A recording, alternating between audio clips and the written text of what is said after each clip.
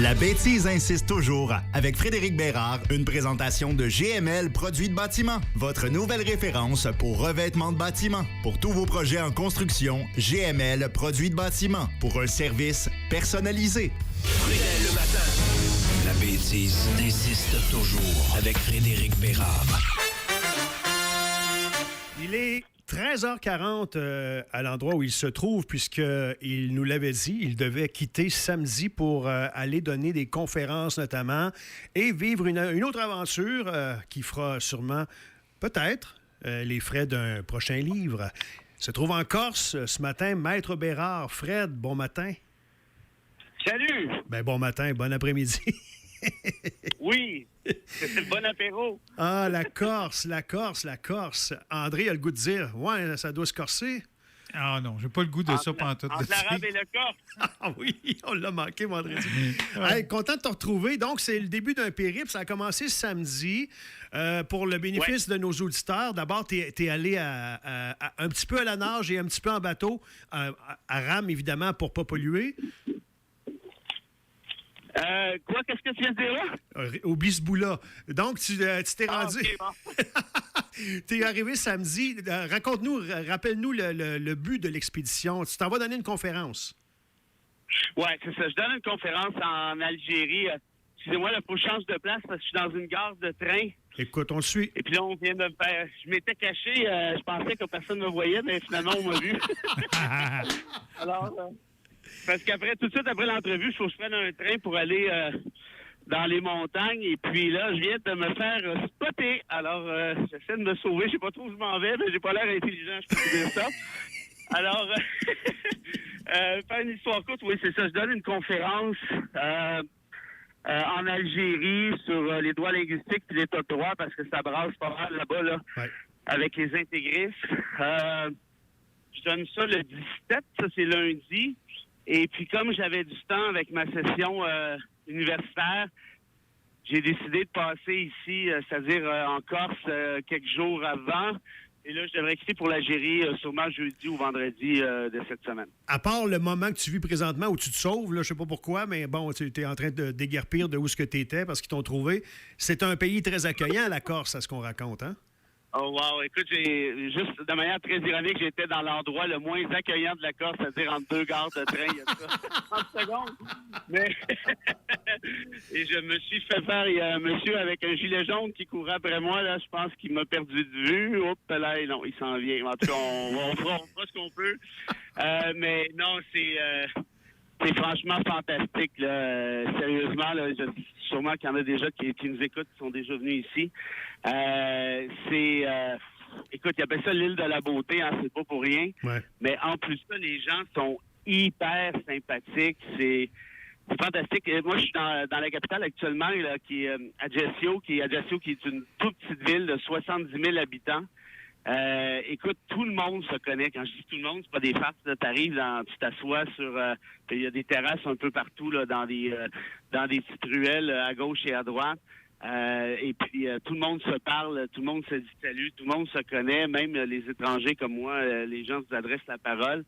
Et la Corse est riche d'une histoire... Ouais. Écoute, qui est fascinante, puis il y a des liens avec le Québec, hein, parce qu'actuellement, la Corse est française, mais ça n'a pas toujours été le cas. Hein. C'est le cas depuis que Napoléon, qui était lui-même Corse, ironiquement, a décidé d'envahir justement cette même Corse au nom des Français. Mais tu vois, là, ben franchement, il y a une volonté d'autonomie ici. Les gens parlent encore corse, mais de moins en moins, ça c'est un peu triste. Les plus vieux parlent corse, les plus jeunes beaucoup moins, et ils te disent, ben, tu sais, nous, on n'est pas français, on est très, très corse, et peut-être un petit peu français à la fin, mais c'est difficile de couper les liens économiquement parlant, énergétiquement parlant avec la France. Donc, on reste actuellement, mais l'idée d'indépendance n'est pas complètement morte non plus. On sait qu'il y a eu beaucoup d'attentats terroristes qu'on appelait les Nuits Bleues à l'époque, où il y avait des braquages de banques, on faisait sauter les préfectures françaises. Ça s'est beaucoup calmé depuis les années 90, mais tu vois, en jasant avec l'autre, quelle espèce de sentiment d'usurpation, en quelque sorte, demeure. Parce que avant de devenir français, je le dis un peu, la Corse a été indépendante très brièvement. Ce qui est quand même assez fascinant, que c'était la première à accorder le droit de vote aux femmes, liberté, fraternité, égalité. Tout le monde ici était donc libre, était égaux, malgré leurs origines, malgré leur couleur de peau, malgré leur religion. Et la Révolution française s'en est inspirée, la Révolution américaine s'en est inspirée aussi un peu avant, et personne ne reconnaît cette espèce de contribution à la Corse, ou à peu près. Il faut que tu ailles aux États-Unis pour voir là, des petits sparages à gauche et à droite, mais la France a tout enlevé ça des livres d'histoire, ne parle que de Napoléon Bonaparte, alors que bien franchement, c'est pas lui qui avait inventé ça, là, très clairement. C'est fascinant, Fred, hein? Puis on va aller à la pause là-dessus, mais ces petits coins du monde où il y a vraiment, comment je pourrais dire ça, c'est unique. Hein? C'est l'Écosse, on peut dire, il y a peut-être un petit parallèle à faire. C'est ces endroits qui se réclament sans être autonomes et indépendants totalement, mais qui se réclament d'une identité propre à elles. Je trouve ça toujours fascinant et on se reconnaît là-dedans, tu as raison de le dire, ces endroits où il y a un certain besoin de liberté et d'indépendance. Écoute, puis je finis avant la pause là-dessus. Là. Hier, j'étais, je me promène pas mal. Je suis ici pour des reportages, là, donc j'ose avec un puis avec l'autre. Et puis, je suis au resto et ça fait 2 fois que j'y vais. Le propriétaire est super sympathique, comme tout le monde ici. Il me dit, il dit, t'es journaliste? Je dis, comment vous avez deviné? Il dit, vous posez beaucoup de questions, blablabla. Il dit, viens, je vais te présenter Pierrot. Pierrot, il était membre du Front national de libération corse. C'est un terroriste. Wow. Je dis, oui, OK, good. Là, je vais voir Pierrot, il est à une table, assis avec un autre gars. Pierrot, il dit, si tu veux que je parle, tu payes l'agnole. L'agnole, c'est l'alcool. Okay. Je dis, OK, ouais, bon, pas de problème. Mais avant même de payer quoi que ce soit, son chum en face, qui s'appelle Antoine, il embarque, là, il me raconte toutes sortes d'histoires sur, justement, là, l'indépendantisme, si tu veux, corse. Et il me dit, il savait ici, l'été, il dit, quand il y a des gens... Il dit, à la fin de la soirée, on finit toujours la soirée par la même chanson. J'ai dit, laquelle? Là, il m'a dit, le loufoque en Alaska. Je dis, le phoque en Alaska. Il dit, oui, il dit, c'est ça. Il dit, le phoque en Alaska. Et là, il commence à chanter, crée-moi pas. Écoute, c'était fascinant. Puis il m'a dit, le Québec, on vous aime beaucoup, le Québec. Et c'est pour quand votre indépendance? C'est pour quand, oui. Hey, merci. Écoute, on va aller à la pause et on va parler d'un autre terroriste dans un instant. Il serait content d'entendre ça. Guy Nantel. Ça, on est d'accord. Bougez pas. C'est la semaine. Le matin. La bêtise insiste toujours avec Frédéric Bérard.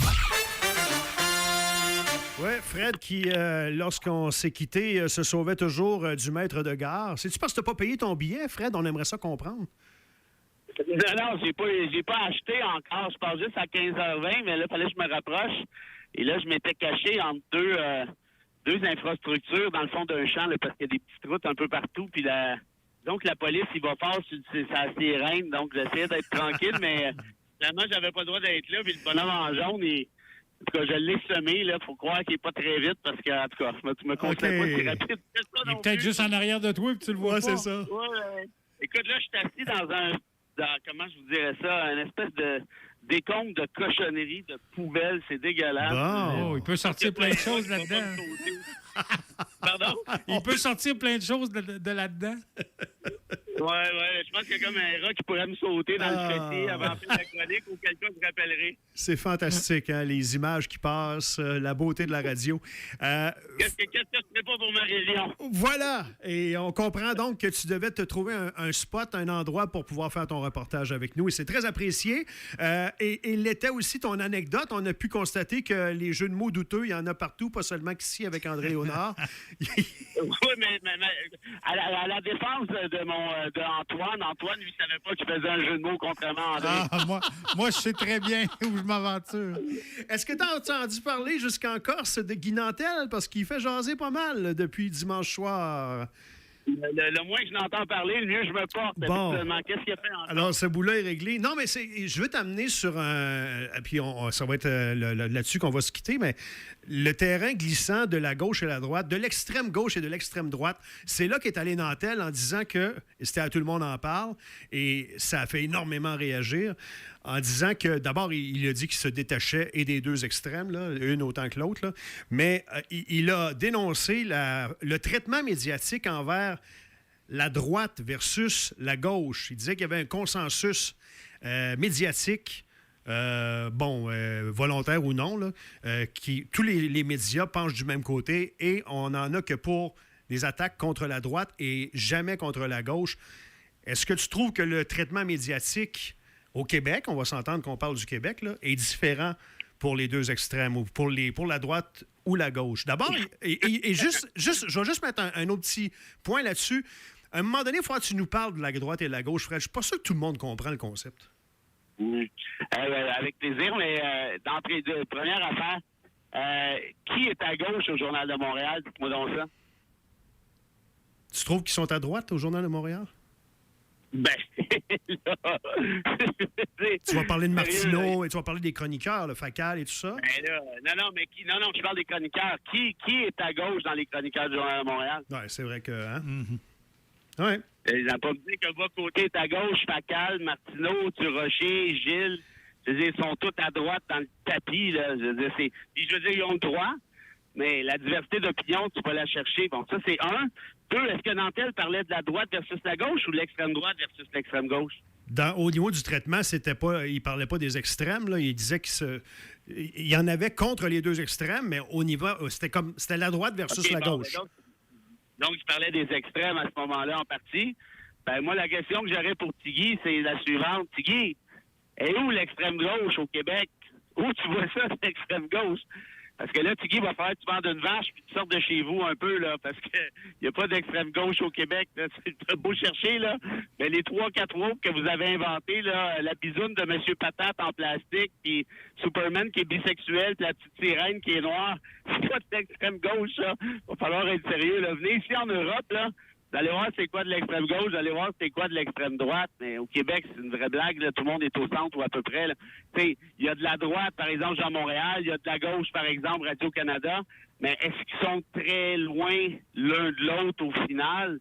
Franchement, non. Si tu regardes sur l'échiquier européen, entre autres choses, là, vraiment, là, tu peux avoir droit à des extrêmes, là, mais au Québec, même moi, je fais attention parce que, tu sais, quand je parle d'extrême droite, je parle pas beaucoup du Québec parce que, à mon sens, il y en a pas ou à peu près pas. Il y a des, comment je dirais, il y a des espèces de sympathies. Moi, hein, quand on me dit que l'extrême droite n'existe pas en Europe, puis j'entends ça au Québec, ça me fait peur parce que l'extrême droite existe en Europe. On dit, par exemple, que Mélanie, qui vient d'être élue comme première ministre italienne, se revendique de Mussolini. Donc, si pour toi, Mussolini, c'est pas d'extrême droite, tu me fais peur. Mais est-ce qu'on a ce mouvement-là au Québec? Ben, pas du tout. Il y en a qui déconnent puis disent Duhem puis Legault, c'est de l'extrême droite. Moi, je pense pas. Legault, c'est un populiste assumé. Duhem, même à faire une coche de plus. Mais de là à dire que c'est de l'extrême droite, il ne faut pas ambitionner non plus. Là. Donc, et puis, si ça, c'est vrai à la droite, imagine ce qu'il y en est à la gauche. Nantel ne serait même pas capable de dire c'est quoi l'extrême gauche en commençant. Là. D'ailleurs, et son exemple n'était pas très probant là, quand il est venu pour parler de la gauche. Mais ceci étant dit, il y a quand même on semble percevoir, quand on lit sur les réseaux sociaux, une certaine volonté de s'afficher comme, non pas de l'extrême, mais de la droite le plus possible ou encore de la gauche le plus possible. On tente, même si on est au centre, vouloir aller vers les extrêmes, non? Ben, tu vois, c'est drôle, hein, parce que le journal Le Monde, qui est un des meilleurs journaux au monde, justement, à mon avis, quand il a décrit Mathieu Bocoté, qui s'est installé en France l'année passée, il a fait un portrait sur lui, puis il a dit ceci.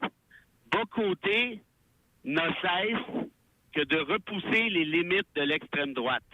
En d'autres termes, de pousser les limites de la droite vers l'extrême droite. En d'autres termes, il n'y a plus rien qui est extrême. Puis Bocoté lui-même le dit, l'extrême droite est un concept fantomatique. C'est pas moi qui l'invente, c'est lui. Okay. En d'autres termes, l'extrême droite n'existe pas.